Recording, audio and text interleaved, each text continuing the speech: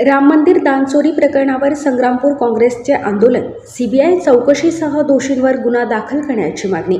काल दिनांक 14 जुलै रोजी राम मंदिर दानचोरी प्रकरणाच्या निषेधार्थ संग्रामपूर तालुका काँग्रेसच्या वतीने जिल्हाध्यक्ष प्रकाशभाऊ पाटील व तालुका अध्यक्ष सतीश टाकळकार यांच्या नेतृत्वाखाली आंदोलन करण्यात आले।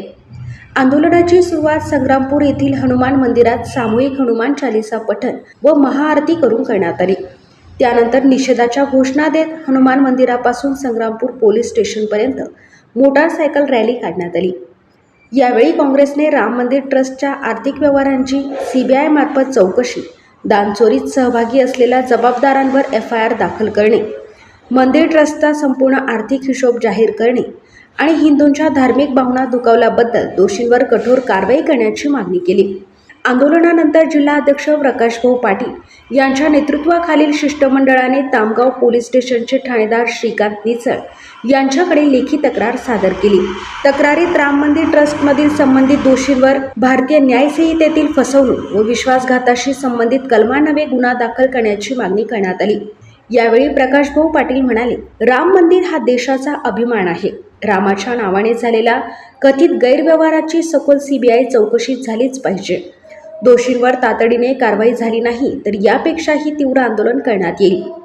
आंदोलनात ज्येष्ठ नेते मनोहर बोराखडे, अविनाश उमरकर, तेजराव मारोडे, प्रकाश देशमुख, हरिभाऊ रांजणकार, संतोष रांजणकार, गणेश खिरोडकर, महिला काँग्रेस अध्यक्षा वैशाली खिरोडकर, अशोक बिवटे, राजेंद्र वानखडे, गणेश टापरे, प्रकाश सावे, संजय डगे, अभयसिंग मारोडे, गजानन सपकाळ, प्रमोद गळे, अमोल घोळसवाल, प्रशांत गावंडे, प्रशांत गिरी, राहुल उमाळे, राजीव शेख, विनोद बिवटे, MD कुरेशी, सूरज खिरोडकर यांच्यासह तालुका काँग्रेसचे पदाधिकारी, कार्यकर्ते आणि मोठ्या संख्येने महिला पुरुष सहभागी झाले होते।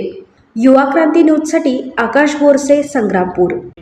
आतापर्यंत 8 जणांना अटक करण्यात सुद्धा आली आणि ते बी सुद्धा मजूरच लोक आहेत। म्हणजे मुख्य सूत्रधार हा चंपतराय आहे आणि त्याला जर म्हणजे त्याच्यावर जर कारवाई झाली, त्याला अटक जर झाली तर निश्चितपणे बाकीचे जे चोर आहेत निश्चितपणे त्याच्यावर कारवाई होईल। परंतु प्रश्न असा आहे की पंतप्रधानांनी, या देशाच्या पंतप्रधानांनी त्याच्या टीमने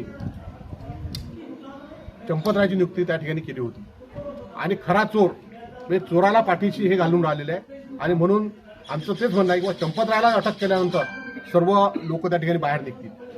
गरीबावर कारवाई करून तिथल्या मजुरावर कारवाई करून उपयोग नाही, कारण ते तर काय मजुरीवर लोक होते आणि गरीब लोकांना त्या ठिकाणी त्यांनी डांबरलं त्याच्यामध्ये त्या खरे चोर त्या ठिकाणी बाहेर आहेत।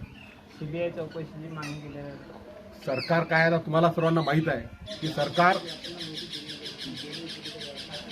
CBI, CID, SIT हे सर्व त्याच्या हातात आहे। SITची तात्पुरती त्यांनी चौकशी लावली, SIT मध्ये काय बाहेर आलं कोणालाच माहीत नाही आणि खऱ्या अर्थानं जर समजा या ठिकाणी या सरकारला जर अयोध्येच्या रामाच्या बाबतीत, कारण रामाच्या वृक्षावर हे सरकार आलेलं आहे आणि रामाचाच आज त्यांनी परत रामाला वनवासात पाठवण्याचं काम ही मंडळी करून राहिली भाजपची।